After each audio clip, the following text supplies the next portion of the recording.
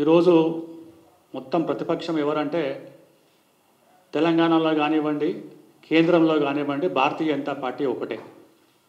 So Congress party, BRS party, MIM party, ఇంకా వేరే పార్టీలు ఏమైనా ఉన్నా కూడా వాటి మధ్యన పోటీ అంటే BJP versus rest of the parties, BJP versus rest of the parties అనేది చాలా క్లియర్గా ఎస్టాబ్లిష్ అవ్వడం కూడా జరిగింది.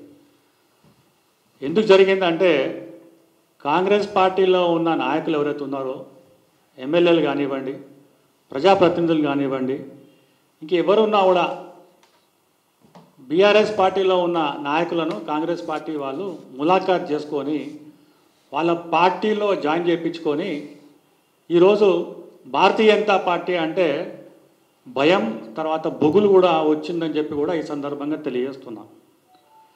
అసలు కాంగ్రెస్ పార్టీ నిజంగా చెప్పాలంటే కేంద్రంలో మరి 543 స్థానాలకు పోటీ చేస్తుంటే, పార్లమెంట్ ఎన్నికలు జరుగుతుంటే సగం స్థానాలు కూడా పోటీ చేస్తలేదు. మిగతా సగం స్థానాలు మిత్రపక్షాలకు ఇవ్వడం కూడా జరిగింది, ఇండి కూటమికు. సో తెలంగాణలో ఇవాళ ప్రతి ఒక్కరు వచ్చి రాహుల్ గాంధీ గారు ప్రధానమంత్రి కావాలి. ఇంతకుముందు రాజశేఖర రెడ్డి గారు ఇదే ఏంటంటే మాట చెప్తుండే, రాజశేఖర రెడ్డి గారి కళ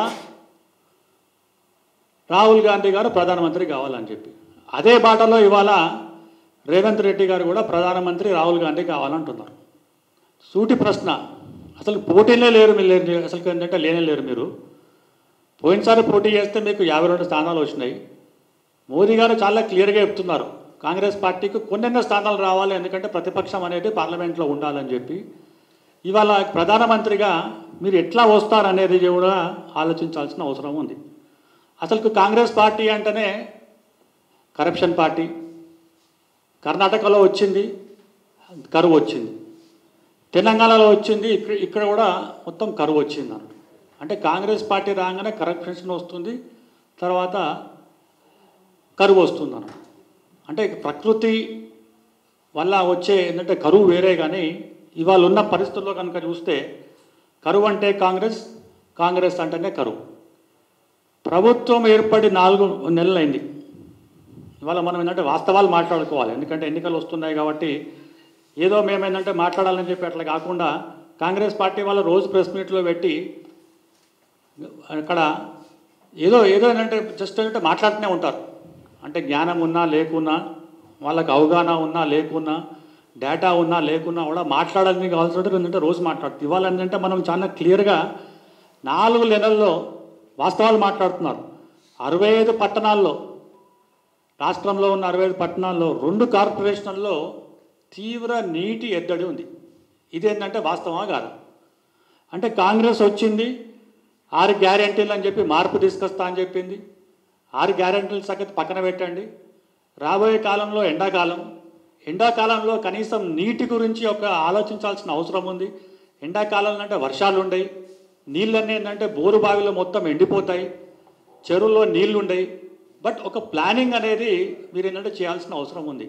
నేను ఎక్కడంటే వీడియోలు చూస్తుంటే నీళ్ళు అడిగితే అంటే ఒక ఏంటంటే మొత్తం కాలనీలో పటాన్ చెరువులు అనుకుంటే నీళ్ళు అడిగితే ఏంటంటే పోలీస్ కేసు బుక్ చేసినారంట. అంటే ఇటువంటి పరిస్థితి, నీళ్లు లేవో బాబో అని చెప్తే పోలీస్ కేసు బుక్ చేస్తుంటారంట.